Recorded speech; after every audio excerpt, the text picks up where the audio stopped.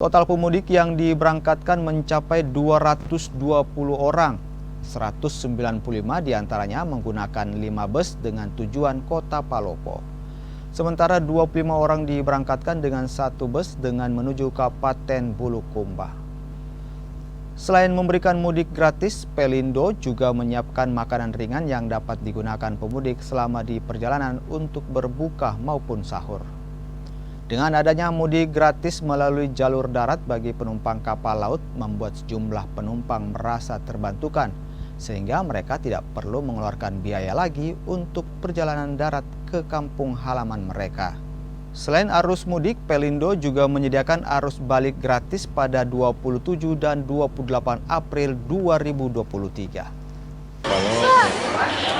Itu memanfaatkan mudik gratis ini ya, Bu? Iya, kebetulan juga tidak dapat tiket.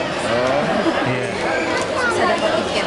Itu bagaimana caranya mendaftar, Bu, sebelumnya? Ada linknya toh? Iya. Kebetulan ada linknya, kita daftar lewat sendiri. Jadi berapa orang yang mendaftar? Saya daftar 3 orang. 3 orang. Bu, tanggapannya dengan adanya mudik gratis BUMN ini seperti apa, Sangat Bu? merasa terbantu sekali, Pak. Iya.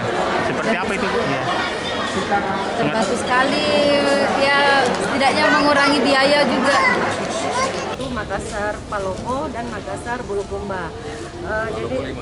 Jadi untuk keberangkatan pada malam hari ini untuk Palopo itu sebanyak 5 armada bus, kemudian yang ke Bulukumba 1 armada. Jadi dengan total sekitar 200 lebih penumpang.